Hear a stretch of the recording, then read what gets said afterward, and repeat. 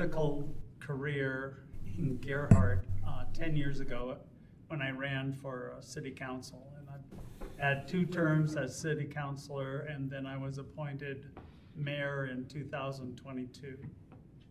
So I've had 2 years as mayor, and in those 10 years, we have passed the short-term rental regulation, our ordinance, which is probably the first in the state of Oregon, limiting the amount of short-term rentals you can have in residential neighborhoods. We also passed the transportation plan, the dune vegetation plan, and the parks plan, all of which has given us a base to be able to go after grants and funding for other projects. Because in the state of Oregon, if you don't have a plan, they won't give you any money. Anyway, so one of the issues that we're facing in Gearhart right now is an increase in our water rights. And we have people that use an incredible amount of water. We're talking thousands of dollars every 2 months in water just to have a green lawn or vibrant plants. And this is an issue as far as a small municipality that only has so much water rights because of certain restrictions that Oregon Water Resources Board has put on us. And that's my big goal for the next 4 years. Thank you. Mr. Maury? Yes, my name is Bob. I have been a resident. Well, we bought our first home here 8 years ago. But I first got to Oregon when I was 17 years old in 1964 with a friend who came up and ended up in Yamhill buying some land for his with a little shack on it, and then built a life here, and he had been a concentration camp survivor. And we kept coming back, staying in contact for the next 25 years. In '89, we bought a home in Portland. We've lived in a lot of spots, but my world is pretty simple. I was raised by a maternal grandmother, 54 when she got my brother and I. Mom died of cervical cancer at 28. I was 7, I just turned 7, my brother had just turned 5, my dad was an alcoholic. We had no family income, and we found a way to survive because my grandmother had made sure she had a roof over her head when she came out of the Depression. She always had a home. She had 3 dresses, we had 3 dinner plates, 3 cups. We had the same towels my entire childhood because we had no income. So when you look at me, the world and how I look at it is somebody who is trying to figure out how do you work your way up from really not, what do you do when you have no health care? Education is so damn important, and that's the thing we support. So we donate to 2 things. We donate to some small capital projects where we live, and we donate to education. That's probably the biggest thing to tell you about us, and that's where our motivation is. It's not making money, it's not trying to be broke again. My wife, when I married her, she had great health care. I was raised with people with dentures. I said, your teeth are so bad, why don't we just pull all your teeth out? Because that's the world I came from. So when you look at me, when someone talks about a California developer, we've been here for 30 years, all my children live here, my grandchildren live here, and my soon-to-be great-grandchild. And we live in Oregon, we live in Gearhart, Portland, and Beaverton. So thank you so much, and I look forward to working with the community. Thank you. Ms. Roberts? Patricia Roberts, and I'm seeking position 4 with the Gearhart City Council. I bought my house in 1975, so I guess I've been here a while. Started voting here and regularly participating in 1990. In Gearhart, I did the Landmarks Commission, completely built the program of all historic preservation and listings in the city, inventorying and plaquing and all the rest. It's there, the information's there, and no one's picked it up and wants to do anything. Let's start telling me and I'll be glad to. I served continuously now and continue to serve on the Clatsop County Historical Society Board, and that's a private, that's not a public agency. And we support 5 historic buildings. The major one you might have heard of is the Flavel House. We do all its restorations and upkeep. We raise the money every year. And now we are starting a new museum. It's called the Oregon Film Museum. We have the small building called the jail on the side of the post office in Astoria, and we own the building diagonally across, the glass building, right next to the Flavel House. And we're going to be building a new museum, and we're about 80% of our fundraise at this point. Back to Gearhart. I haven't ever held an elected office in Gearhart. I've always been busy every place else. So this is my opportunity to give back to the community, and I hope you'll give me the chance. Thank you. Thank you. Ms. Klepper? Hi, I'm Sharon Klepfer. I am currently a Gearhart City Councilor and have been for about 1.5 years now. Prior to that, I was on the Planning Commission for 2 years. I've been volunteered for the Budget Committee for the past 3 years. And I've done various other types of volunteering for the city since I moved here in August 2015. I retired from a career as a medical care provider, and one of the things that I immediately dove into when I moved here was the Community Emergency Response Team for Gearhart. Given my medical background, that seemed like a good fit. I am running because over the past 1.5 years, I've experienced how much time and care it takes to be a city councilor. There's an immense amount of work. There are questions that need to be asked. There is a lot of reading to be done. There are things to be delved into and not taken at face value, and there are many citizens to talk to and to get viewpoints from. So I realize all that, and I think I'm up to the task. Thank you. Ms. Cochran? Hi, I'm Paulina Cockrum, and I'm running for position 2 in Gearhart. Moved to the area in 1976, just about fresh out of nursing school. Had about a 45-year career in healthcare here in the county, both at Providence Seaside and at Columbia Memorial Hospitals. In the 1990s, I got involved and was a part of a goals committee doing some work on setting goals for the city. And I was very lucky to be part of that group and served for a couple of years on the Planning Commission at that time. Learned a great deal from some of the people who were instrumental in writing our comprehensive plan, which is a document that we revere a lot in Gearhart and use it to further our planning and development. I moved away for some years and then came back and have rejoined the Planning Commission in 2008.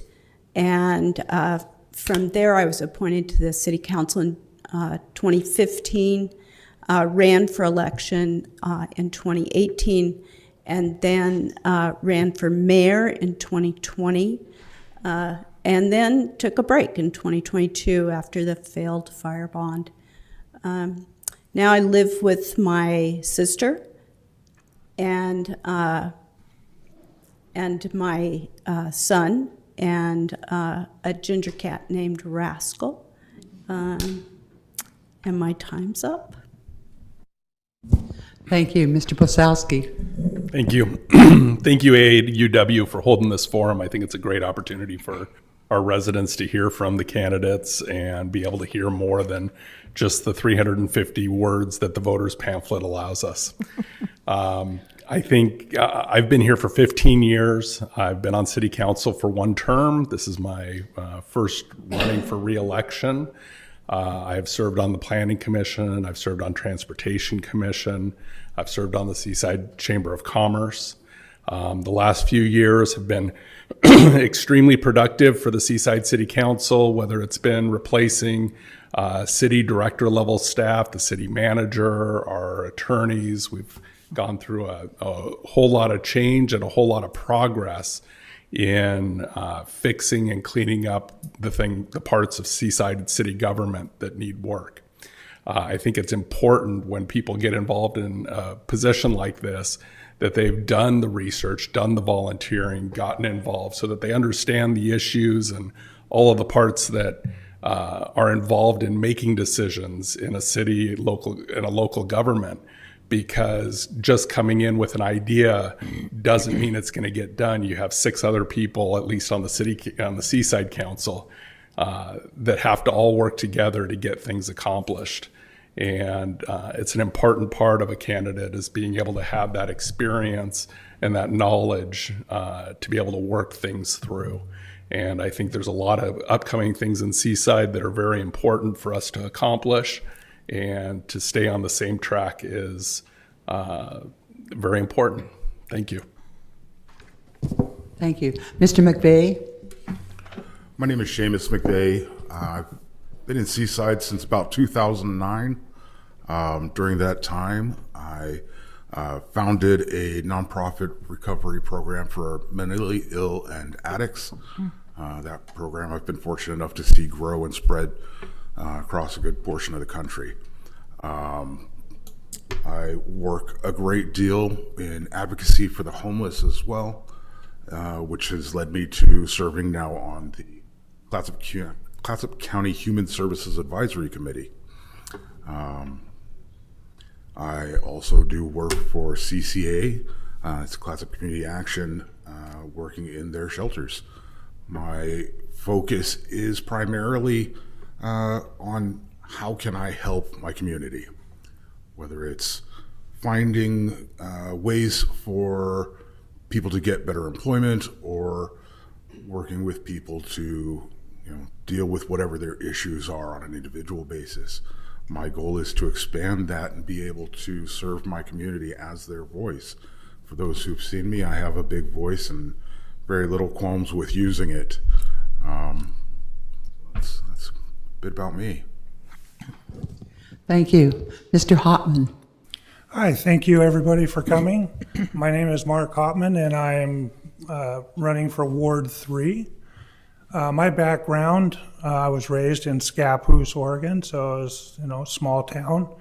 And we came down to Seaside for the next 20 years until about 1984, and then I moved to Portland. And I was in the manufacturing industry for 20 years. And in 2004, I decided to move down to the coast to Seaside, where we had been coming since the late 60s. And I was taking care of my mom. And I transitioned from manufacturing to hospitality and worked at Tollivan Inn and lived here in Seaside on 26th. And after 7 years, I decided to work in Seaside and started at the Best Western. I worked my way up through the Best Western as to general manager. And in doing so, there were a lot of challenges that came about in housing and employees and the laws and the property and all the different aspects of running that hotel. And so I decided that I'd get a little more involved and became a board member on the Seaside Chamber of Commerce. And after a year, decided to become vice chair. It's been a great learning experience, and what I bring to the table is leadership, integrity, hard work ethic, and I appreciate your vote. Thank you. Thank you. Ms. Hoffman, sorry. Thank you very much, and thank you for having this forum tonight. I moved to the city of Seaside in 2016 after 23 years in law enforcement in the state of Washington. I worked in the private sector for 14 years before I became a patrol officer at 31. I've investigated bank robberies, meth labs, homicides, and investigations into officer misconduct. But my true passion was assisting victims of domestic violence, sexual assault, child abuse, and elder abuse and prosecuting their abusers. I was a patrol officer for 5 years in Enumclaw, Washington, which is a very small city. At times, I was the only police officer on duty. So you learn to use your discretion very quickly when you're in that situation. After 11 years, I went to the city of Lakewood, which is 65,000 people. I was one of 101 commissioned, so a little bit different atmosphere there. I was hired there as their sergeant of the Special Assault Unit for crimes against children, sex crimes, crimes against the elderly. Shortly thereafter, we lost both of our assistant chiefs to a couple scandals, so we had to quickly promote, and I got promoted to lieutenant. And that was like drinking out of a fire hose, but I learned, and I was able to do some good things there. I sat on both sides of the bargaining table for officer contract negotiations. I've been responsible for a very large budget and the safety and wellness of up to 45 personnel. I've worked closely with other agencies and other city departments, such as Parks Department, Planning, Municipal Court, Fire, IT, and Legal. And I hope to get to know more of you and have an opportunity to tell you more about myself later. Thank you. Mr. Frank. Well, again, thanks for everyone that took time to come out this evening. And I have served on the council now going on 12 years at the end of this year. And it does require a commitment and time, but it's something I'm willing to give because I love the town that I grew up in. My family moved here in 1965. We're in the grocery store business, and that evolved into wholesale produce. And during those times, I would work those positions in my parents' business, and then I got involved in the restaurant business. And I spent about 42 years there, including owning a restaurant here in Seaside for 17 and a half years. I'm here by choice. I love our town. As a child, I thought, well, I live in paradise. This is where everybody wants to come. I still feel that way, and I feel like we want to preserve that atmosphere and the livability of our town so that other people enjoy coming here and visiting. Part of that is being safe, watching after infrastructure. We're very unique in our coastal town in that we're 6,700 people, yet we swell to 40 to 50,000 people during the summer and during events. And for the burden it places on our infrastructure, our police department, fire, all of the calls, think of, some of these big events. And the city is amazingly adaptable to these situations. I could talk for 10 minutes, but I'm happy to be here and look forward to another 4 years. Thank you. Thank you. Okay, so my first question is going to be for all candidates, and I will start with Mr. Frank and end with Gearhart and then with the mayors. The city of Seaside and the city of Gearhart have two very different short-term rental or vacation rental ordinances. And my question is, should your community's ordinance stay the same it is, and why? Or should it be changed, and how should it be changed? Mr. Frank. Sure.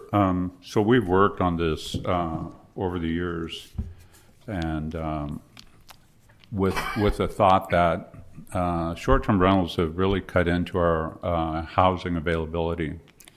That was defined during a housing study that was done here about 8 years ago. So our city has made a real concerted effort to clamp down on how many of these are available, how many we allow. We do it in a couple of different ways. We, they have to meet a lot of requirements, and the homes have to be inspected. But at the same time, we need to be conscientious of property rights and people's homes.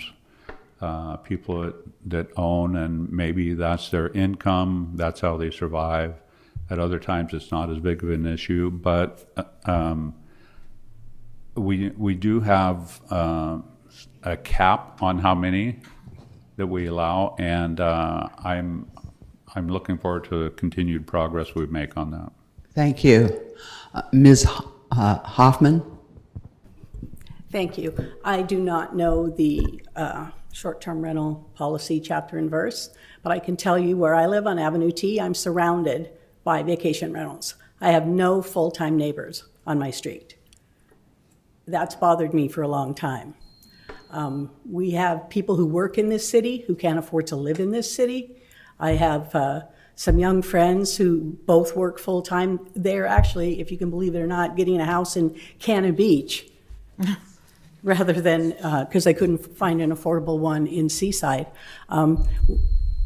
Whatever that short-term rental policy is right now needs to be looked at vigorously, in my opinion, because I think we have too many houses that are sitting empty 9 months out of the year, and we should do more for the people who want to live and work here full-time. Thank you. Mr. Hopman? Yes, I think that there's a balance that has to be struck between the hotels, the hoteliers, as well as the livability of the residents and how they make their income.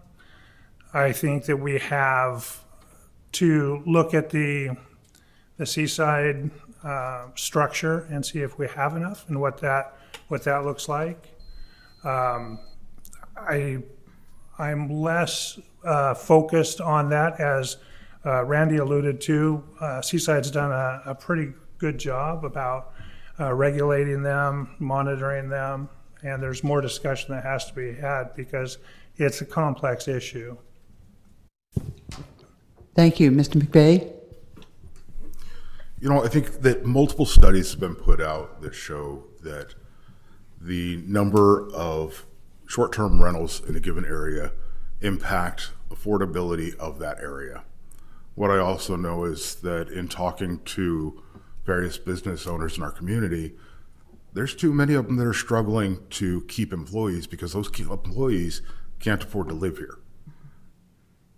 If we can affect the affordability of our town to live in through some action on short-term rentals, then I think that's something we definitely need to consider.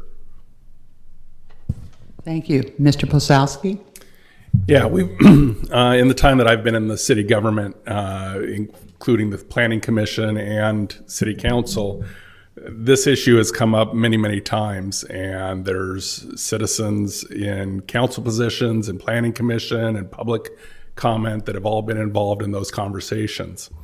And the few ways that Seaside limits these is by percentage of density in certain areas where it's close to the prom, and those are going to be really expensive homes that really aren't going to be workforce style housing. Then we allow more short-term rentals where the houses are a little more affordable, more family style homes, that we allow fewer short-term rentals. We only allow people to have one short-term rental. It's not big corporations coming in here, to have a business going. And most of those short-term rentals are owned by people that were handed down homes, and they use the short-term rental income to pay the expenses of taxes and utilities and maintenance. Thank you. Ms. Cochran?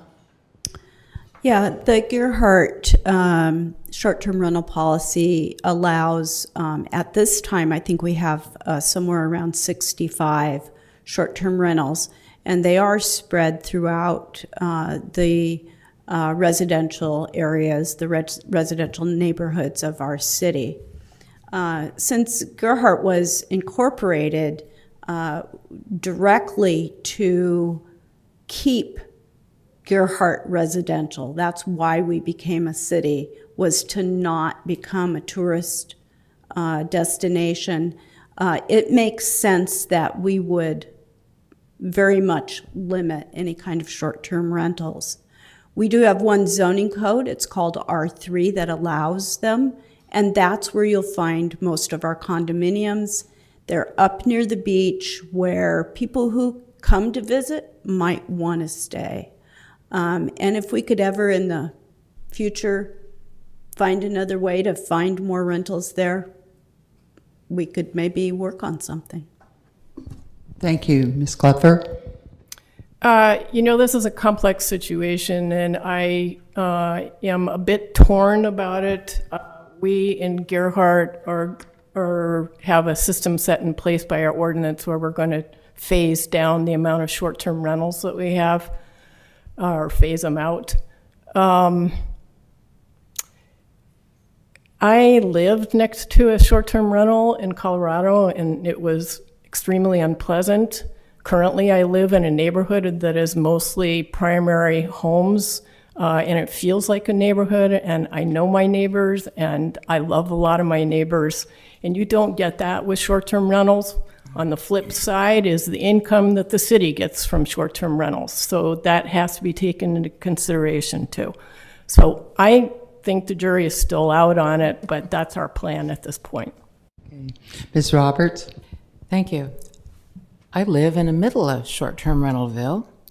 And if they abide by the rules, aren't rowdy, they don't bother me a bit. In fact, some of them are downright pleasant. I think it's all in what is required of them and of the owner that is renting their home. And we have very stringent rules about that. There's on file at any time, and I have a copy. I can call and complain. I haven't had to do it, but just the fact that I can, I think, makes the difference. It is the person's right to rent that home occasionally, and I support that. Thank you. Mr. Maury? One, I want to thank everybody on the city council who adopted our short-term rental policy. I've lived in spots where I've seen short-term rentals being abused because they can become a party house, and I feel no need for it. Again, we're a residential community. The problem, as Sharon pointed out, is our revenue is very limited to property taxes when you're all residential as a community. But with that aside, I support the policy we have, and I thank those who adopted it. Mr. Smith?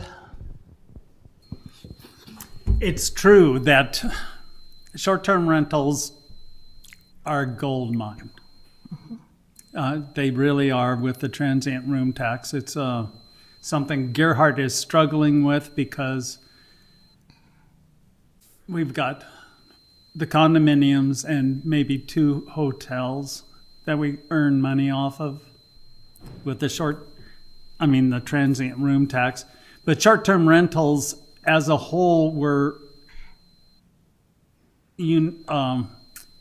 unilaterally rejected by the voters because of the damage it was doing to their neighborhoods. And one thing that we do in Gearhart is we listen to the voters, and that's one of the reasons why we passed such a, some would say, mean ordinance, but it's actually a well-crafted ordinance. Thank you. Okay, so my next question is for the Seaside Seaside City Council candidates, and I'll start with Mr. Posowski on this. At the intersection of 101, 24th, Wahana, and who knows what else, the traffic load is going to go up. We have Esperanza Village has been built there. We have housing development, some sort by TLC. We're looking at putting in a new one in by the baseball fields. How would you mitigate the increased traffic through what is at this point already dangerous? Well, I will tell you as a city councilor, I am not a traffic engineer. And so a lot of those decisions that are made to put developments and those things in place are controlled by traffic engineers, put together studies, and the planning commission and council and the planning department make those decisions off of those facts and those ideas. 101 and Roosevelt that runs through town is controlled by ODOT. And so any activity that's coming out onto 101 is controlled by them, not by the city. And so I think the overwhelming voice that we've heard from our residents is that we need more housing in Seaside because it's too expensive. And so as a city council, or at least myself, I believe as we continue, we need to continue to add additional housing. Having to wait a couple more minutes on the highway, I think is worth that expense. Could you pretend you were a traffic engineer? I won't pretend to be something I'm not.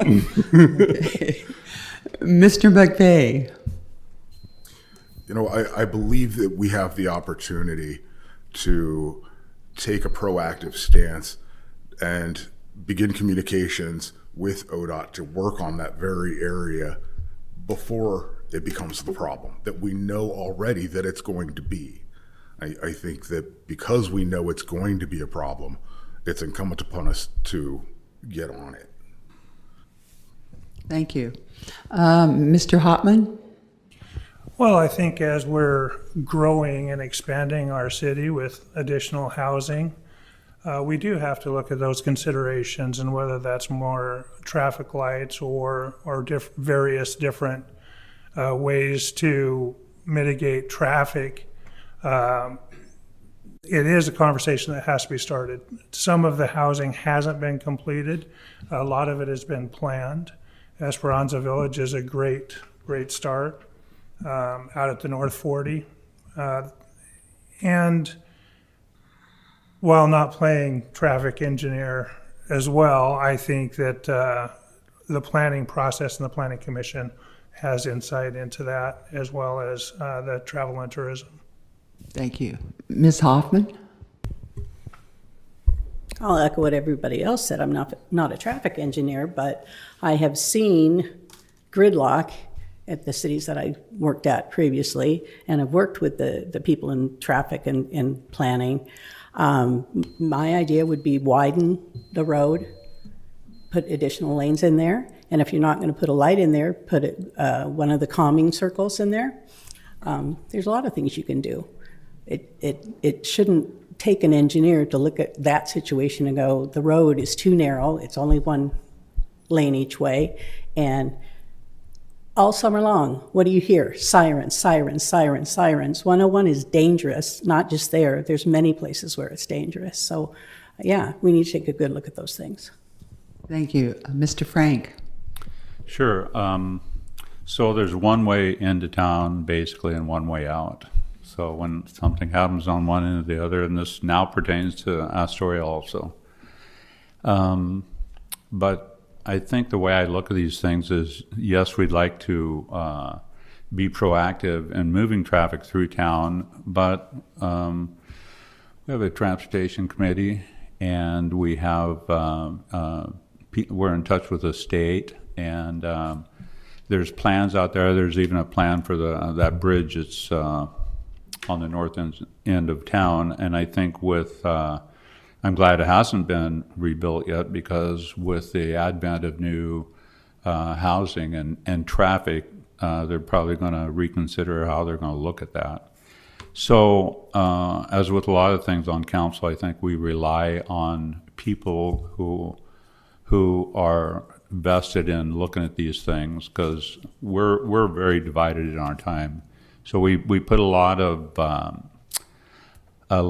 stock in what these people advise us to do, and it's one of those things that sometimes you have an opinion and you listen to what they have to say. The experts speak, they throw out some ideas, and your mind has changed. And I think this is going to be one of those instances where we're going to rely on the state and the Transportation Commission to give us ideas on how to handle that.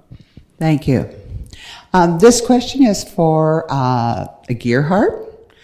council members and the mayor. There's been much talk and much work on building, for lack of a better name, an emergency services building. Well, how are you going to pay for it? And I'll first go to Ms. Roberts. Well, we have to ask the citizens. Everything's done by a bond measure.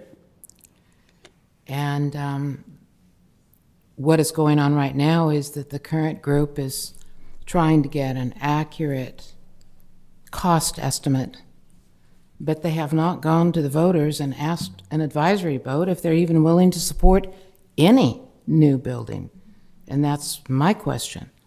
And it was brought up at council and rejected. And I'm not sure that was a wise decision, because now they're spending down the building reserve funds, you know, $360,000 or more. And what's the next group going to do if this fails? You know, there'd be no funds for that. And I just think that it's the same group in there that gave us the last bond that failed. And that's my hesitation. Thank you. Ms. Klepper? Yeah, first of all, it's not the same group. I was not on city council at that point in time, so that's not entirely true. We have had numerous town halls, and the majority of people at those town halls have indicated to us that they agree that we need a new fire, at least a new fire station, if not fire and police. Would it be nice to have input from all of the citizens of Gearhart on that, whether they think we need a new building? Yes, it would be great to have that input. But at this point in time, we've got engineer and architect taking a look at it, and in the attempt to get more information to the citizens about what they're being faced with. Thank you. Ms. Cochran? I was part of the group that put together the failed bond measure. I have been an advocate of emergency preparedness in Gearhart for a number of years, and felt that a high ground location was a good option. Did the project come in expensive? Yes, even with 2% money that was available at that time, it still came up around $14 million. So we know that's a price tag that's perhaps too high. I think we need better data on what the voters are willing to spend on a new public safety building, and we'll go from there. Thank you. Thank you. Were you done? Yeah. Okay. Mr. Smith? Okay, we are gathering information, and the reason we're gathering information is so we can go to the public and give them an honest answer to their questions. And one of the big questions is, how much is it going to cost, and what is it going to look like? And prior to the old bond, it was based on a 50-year livability, out of the tsunami zone, something that would last and be usable in those 50 years as we expanded our population base and expanded our service area. And one of the reasons it turned out to be the way it was is it had everything. And now we're looking at what the people want, what the people are willing to pay, and that's why we're taking our time and trying to get it as close to right as we can. Thank you. And Mr. Morey? The question again was? The question was, how are we going to pay for a new ESB? How would you propose to do it? And I was an opponent of the other bond issue. Okay, I was an opponent of the bond issue. And it was not just because of the size of the bond. It was a great interest rate market, but it was a lousy real estate deal, so it did not get value for the city. There were a lot of defects with that proposal. I like the way it's going right now, focusing on at least downtown, the one site where we've been. They're looking geotechnical. They're looking at doing possibly work on land we're going to donate. We aren't not running, we're not going for a rezone. We have land in front of the school that we're donating. So they're looking at two sites, maybe, not that decision, that they can compare side by side. And I think there's a chance of doing a smaller site like was mentioned, and I appreciate what the mayor was talking about there. So thank you. Thank you. I have some more questions coming.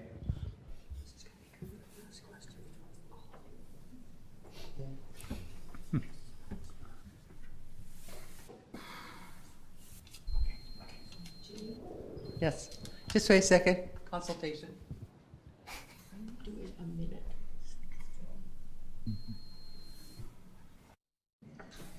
You tell them that. Okay. So my next question, I have so many questions here. Which one shall I pick?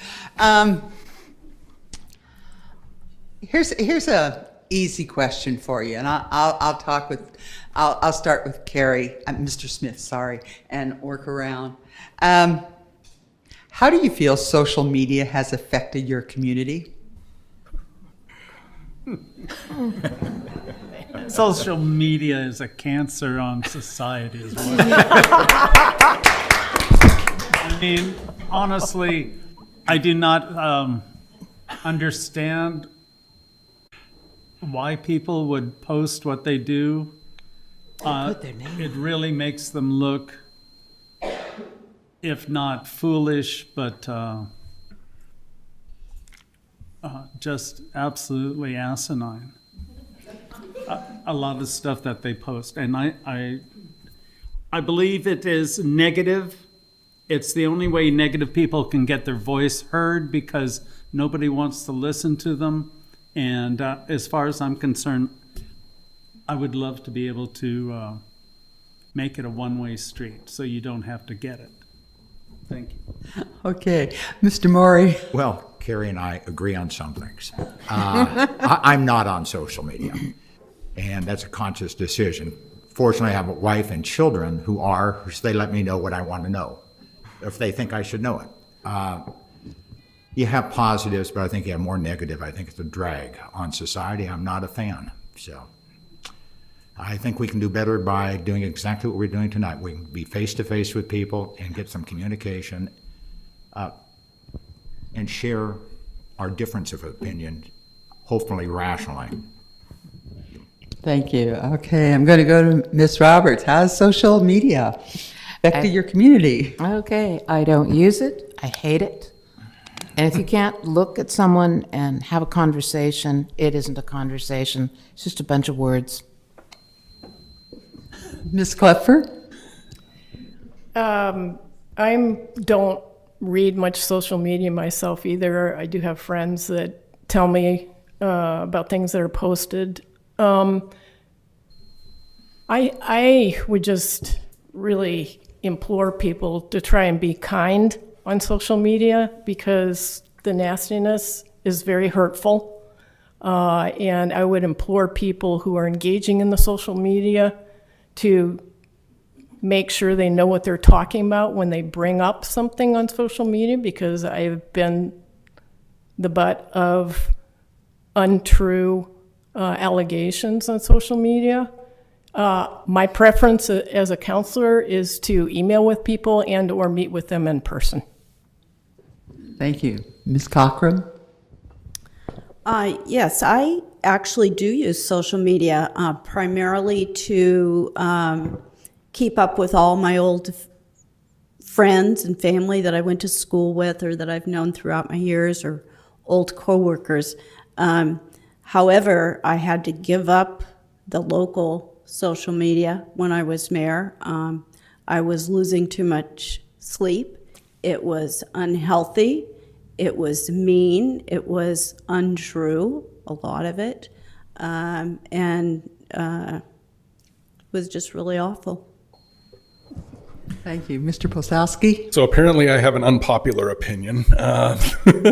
I actually am pretty active on social media, and I find it as an opportunity to be able to communicate with members of the community who don't have a clear understanding or don't understand an issue that they bring up or what the things are surrounding it. And so being able to bring them facts, bring them answers, whether it's our video minutes of our city council meetings or issues that are affecting the community. And so it allows me to interact with them without them having to do the face-to-face, which a lot of people are very uncomfortable with. That's why our city council meetings aren't very busy. So it is an opportunity for us to be able to communicate with people in a different way. Thank you. Mr. McVeigh? I think social media is a complete conundrum. While it's a fantastic means of communication and being able to get out information, I think that all too often it's used to propagate outright lies and spread rumors. And because you have that shield of that screen in front of you, too often people, and you have to admit, I've been guilty of it in the past, just being mean on there. Mr. McVeigh and I have gotten into it several times. We have. We've also, however, been able to resolve issues through it. And so, to bring it back to that, it's an opportunity to communicate in a way that may be more comfortable as long as we're able to be mindful of the fact that we're still dealing with people. Thank you. Mr. Hotman? Jeez, social media. So I think that it's great on the one hand, businesses can advertise, loved ones can communicate with their loved ones in other countries. You can find out what's going on in the world. There's so much good that social media can bring to the table. On the other hand, there's no accountability. There's zero accountability. So you can be mean, free speech, right? So you can disparage people and you can argue with people, and so the niceness factor goes away. Once you're face to face, it's a little bit different. So my opinion on it is there's good and there's bad. Thank you. Ms. Hoffman? I happen to like social media, and perhaps it's because I've seen it in action. I've seen what it can do. In the city of Lakewood, 4 of our police officers were murdered on the same day. And through social media, we were able to get out press releases to people who might not see that on the normal news. We were able to get out suspect descriptions. We were able to get out descriptions of vehicles, directions of travel. We were able to track down the suspect's family using Facebook. So it's a tool that can be used for good or not so good, depending on how you use it. I've made friends all over the world on Facebook just by joining different groups where we have things in common. Same with Twitter. Yes, people do say some ugly things, but you have a mute button, you have a block button, and you don't have to talk to people that you don't want to talk to. But look at COVID. When we were all locked down, if we didn't have social media, I don't know about y'all, but that was my form of communication. And Thank you. Mr. Frank? So are we talking about social media as it pertains to city business or in general? The question specifically was, how do you feel social media has affected your community? Okay, yes. So out of the 9 previous comments, I don't really disagree with any of those. I mean,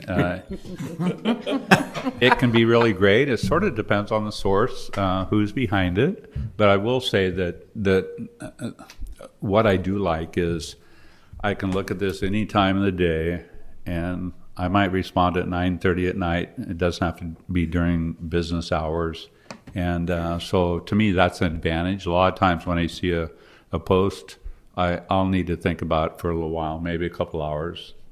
Gives me time to think about and respond to it. But On the other hand, I know we as a city put out a lot of posts. John does a great job with that, and so it's a great tool also. That's it. Okay, thank you. So this next question was submitted for just Seaside. I'm obviously not for Gearhart. And I'll start with Mr. Frank. It says, what are issues in Seaside that you believe are not being addressed effectively?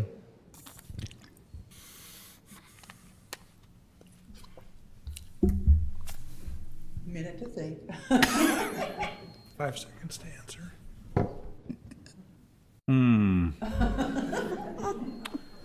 I think we're pretty effective. I will say that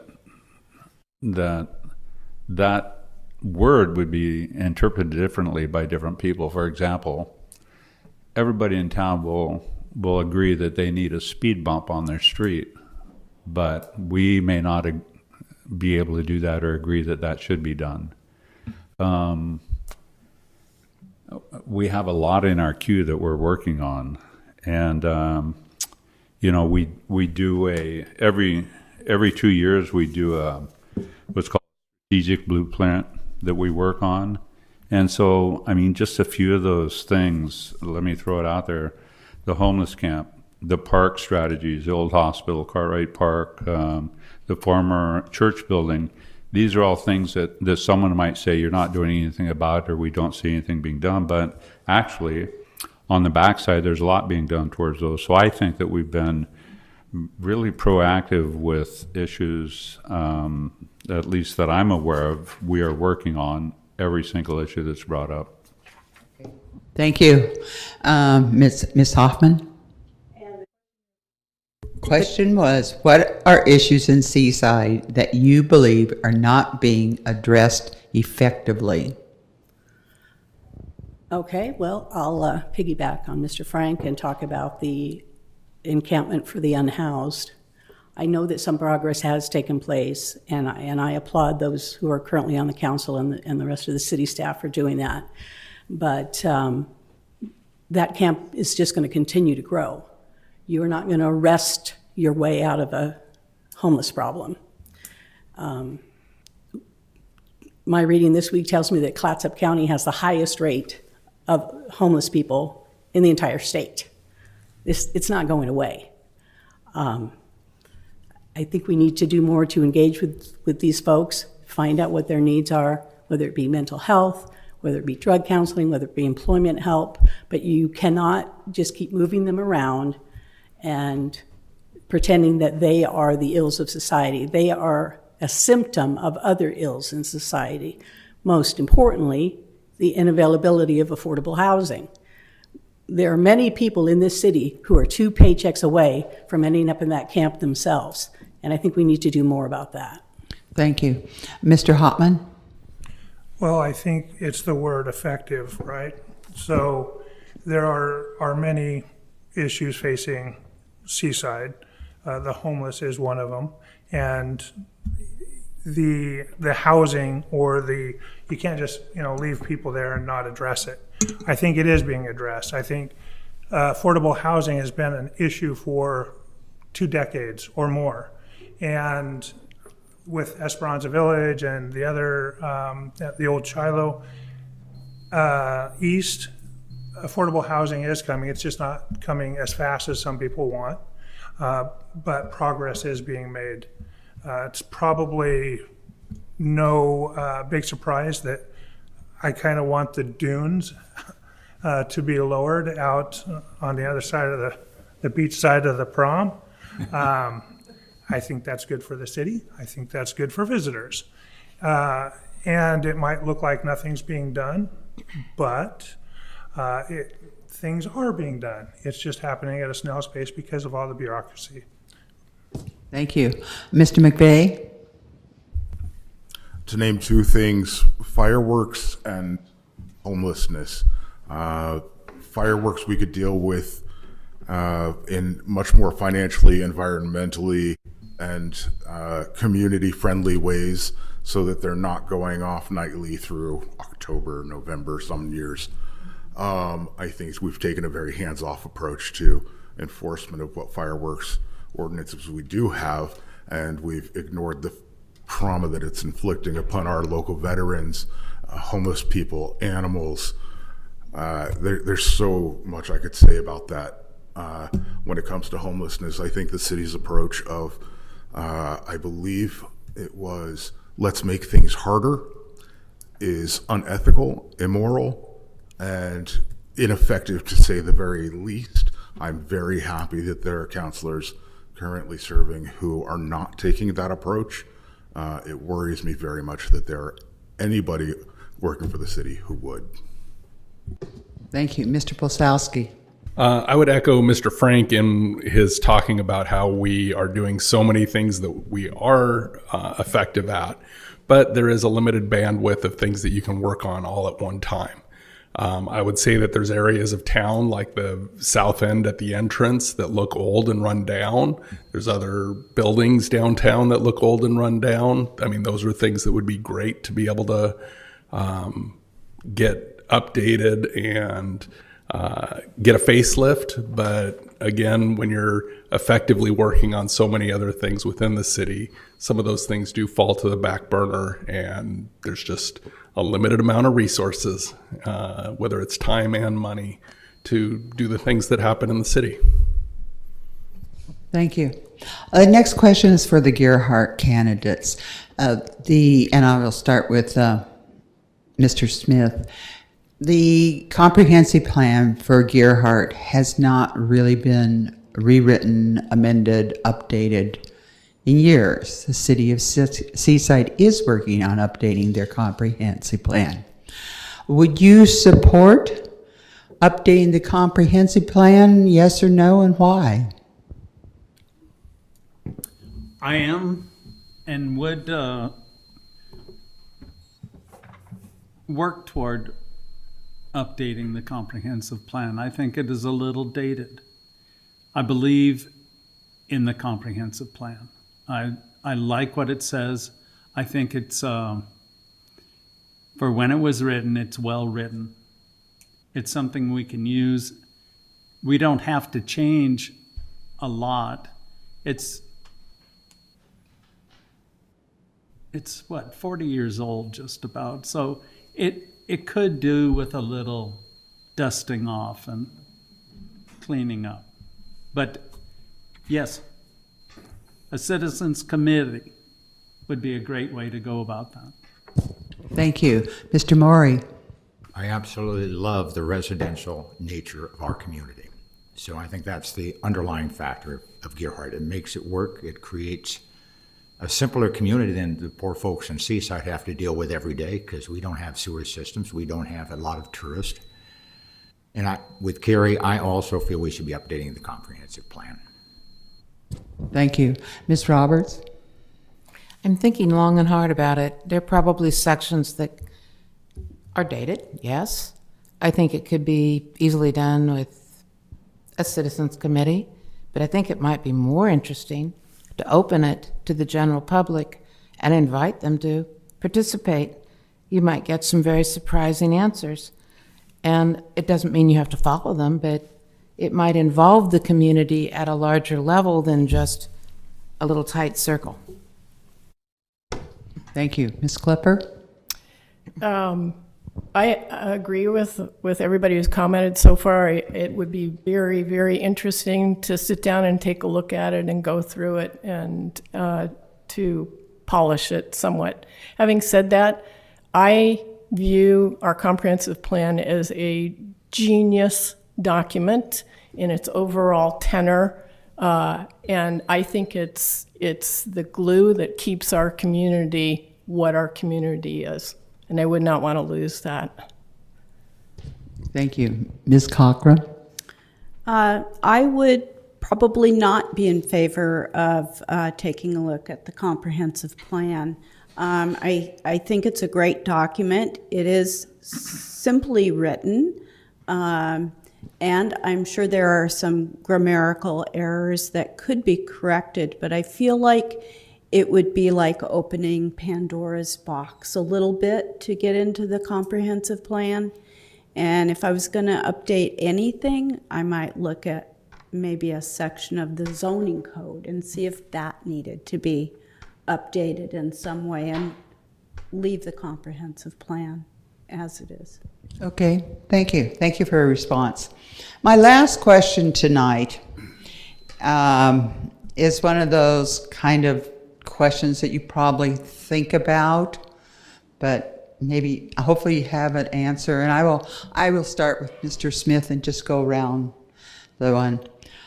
What is your vision at the end of your term in 4 years? Where will Gearhart be, or where will Seaside be for the Seaside people Where will Gearhart be? in 4 years?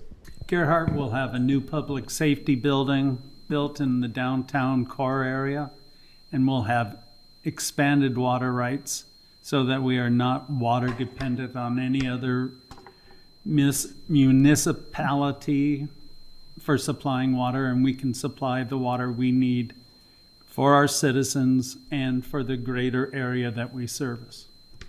That's what it is. Thank you. Mr. Maury? Again, beautifully stated, because it exactly parrots what I feel. Those are the things that we're going to accomplish. Water is number one overall for the community. We have to get the public safety done.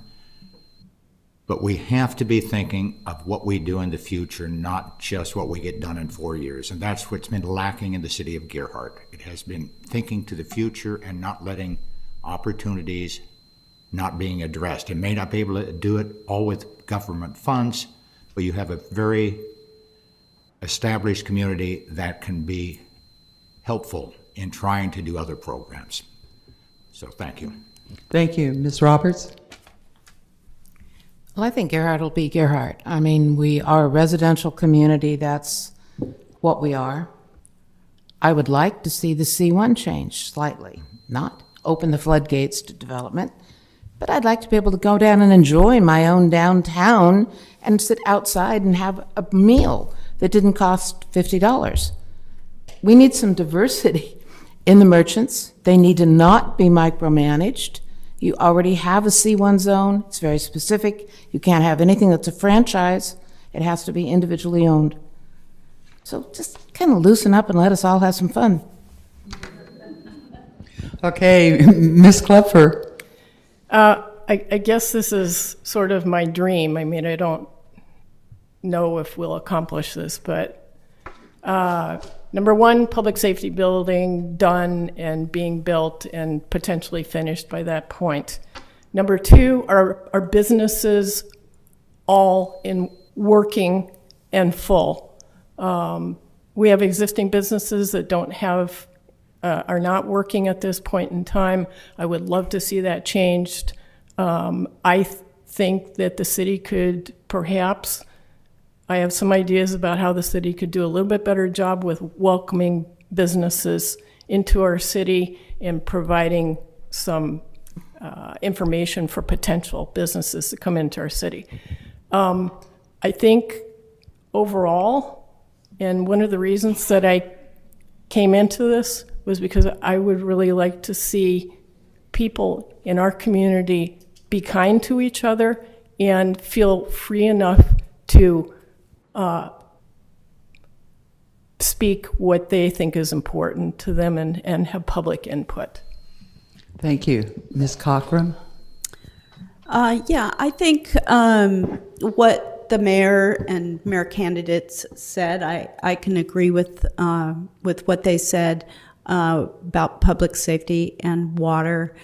We have recently completed a master parks and trails plan.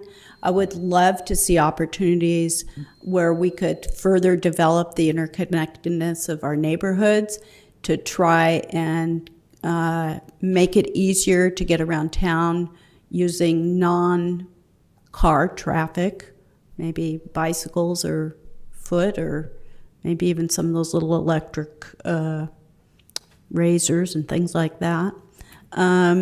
Also, we have an ODOT project. We were very high on the list to get the Highway 101 through Gearhart updated, get rid of the speeding zone.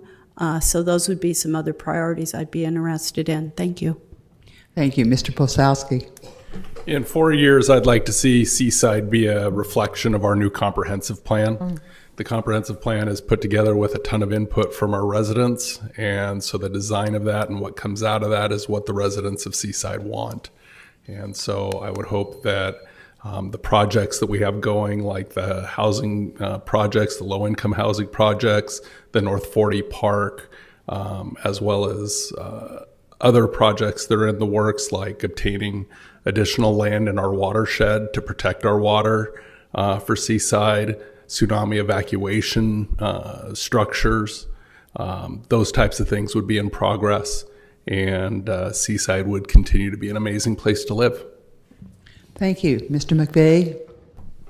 In 4 years, I would hope to see more affordable housing that can help our businesses thrive, that can help our population live easier. I would hope to see a city council that strives to make things better for everybody in the community. And I think that we address the problems that we can foresee before they become problems that we're under the gun for. Thank you. Mr. Hoffman? Well, I think that anything that we do at the end of 4 years should be beneficial to both the residents and visitors alike. We all want Seaside to be a better place to live and work. And I think that we should have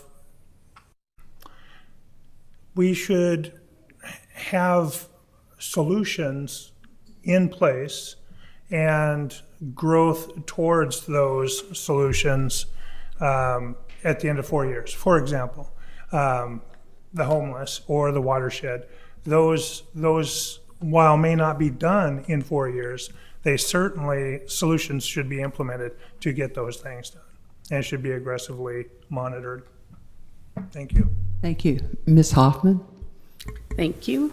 I'm echoing a lot of what's already been said, but for me, fewer short-term rentals, more affordable housing, fewer unhoused, a safe infrastructure, meaning all the bridges, a city that is prepared for emergencies, a police department that's fully staffed and highly trained. And I'd also like to see some kind of community event that's for the people that actually live here. When I was at Lakewood for 12 years, every year we did National Night Out. It was the first Tuesday of August. And every police officer on duty, every fireman, many city employees went out to these community picnics and just had a hot dog and talked to people. And sometimes we had topics to discuss. Sometimes we would just drop by to say hi. But every first Tuesday in August, we had National Night Out, and it was just for the people that lived there so they could put names to faces and actually have someone come to their neighborhood. Thank you. And Mr. Frank? Yes, thank you. In 4 years, yes, we'd like to see come to fruition a lot of the things we've been working on that are in what I would say in queue, including our new homeless camp, the rebuilding or redesigning of Cartwright Park, or something done with our church building that we have that we're taking input on. By then, our charter and ordinances will have been updated, as well as our comp plan.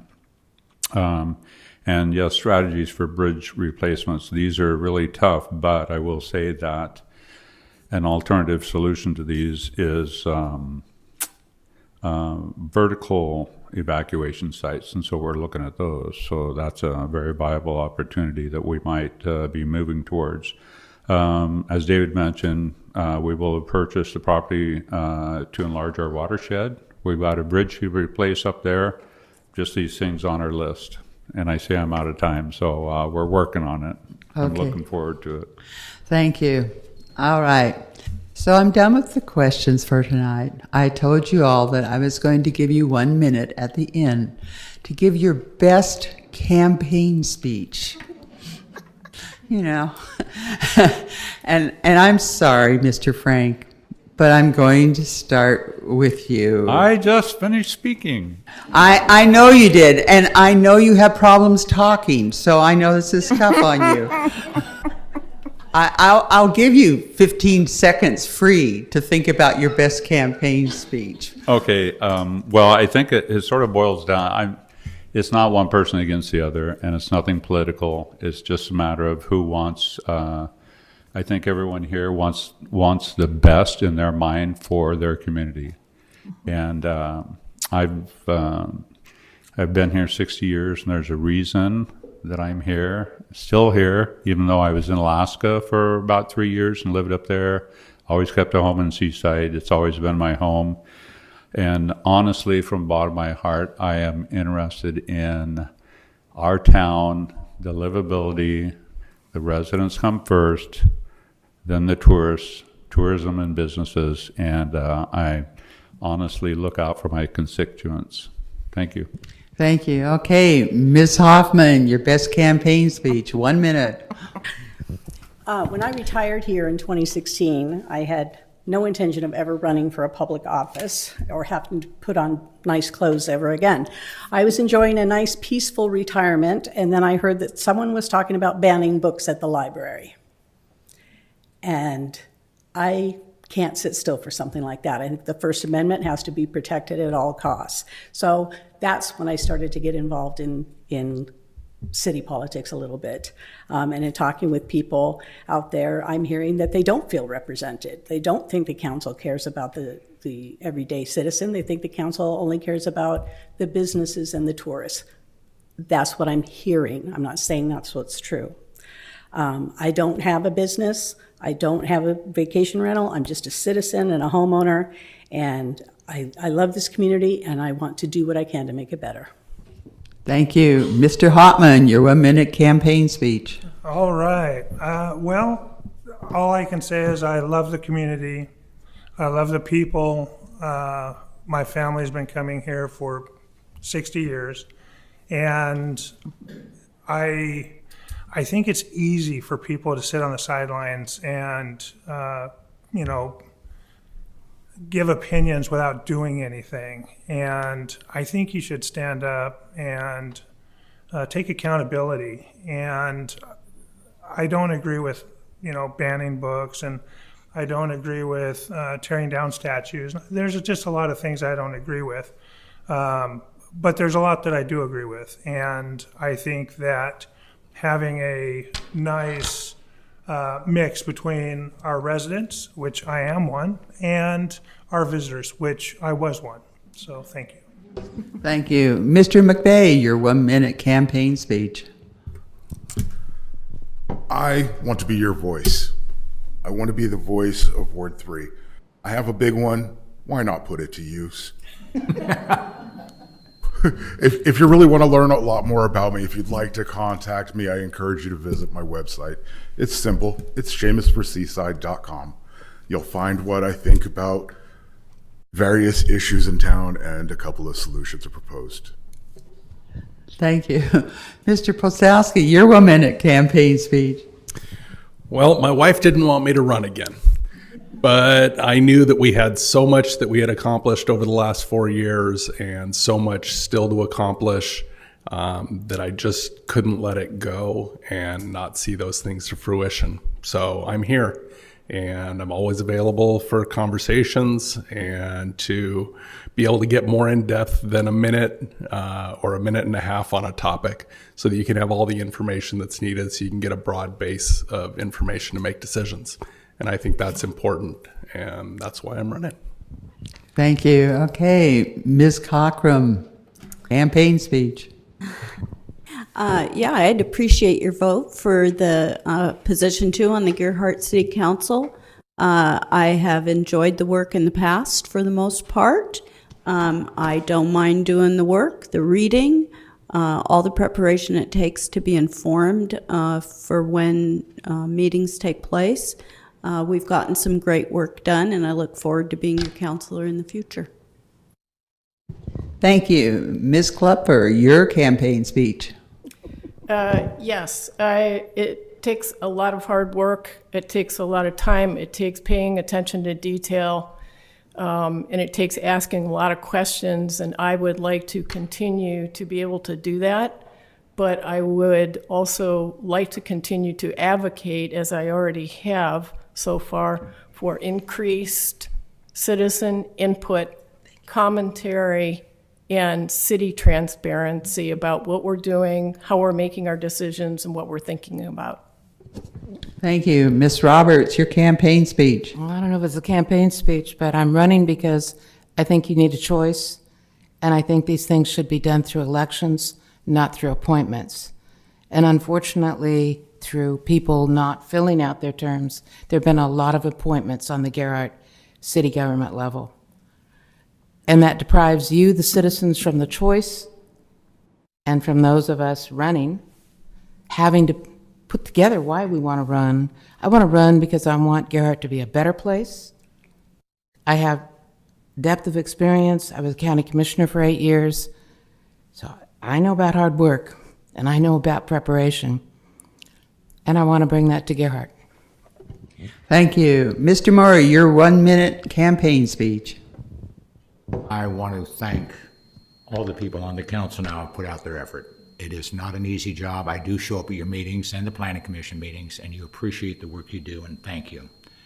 But it is past time for change in Gearhart. There's been inbred set of ideas. It has lacked forward vision, and it needs forward vision. We bought a school. We cleaned up the entrance to the city. It's an evidence of our commitment to the city.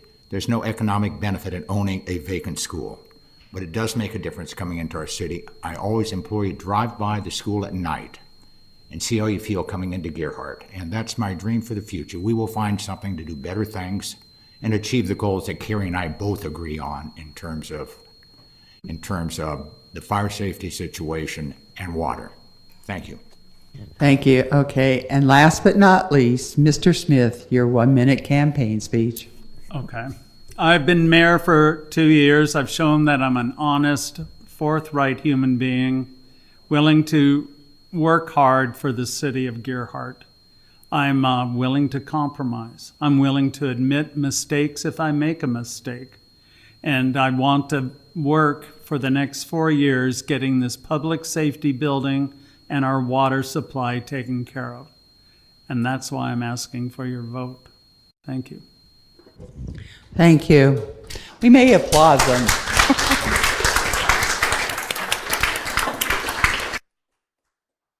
I'd like to thank all the candidates for coming out tonight and answering the questions and sticking with the short time you had to talk. And I'd like to thank the audience for coming out and my fellow members of the AAUW branch of Seaside. Thank you, everyone. Remember, voting is important. Mail out ballots, I think, go out in about a week. Is that about right? And they'll be coming out. And you've got 28 days. So good night and drive safely.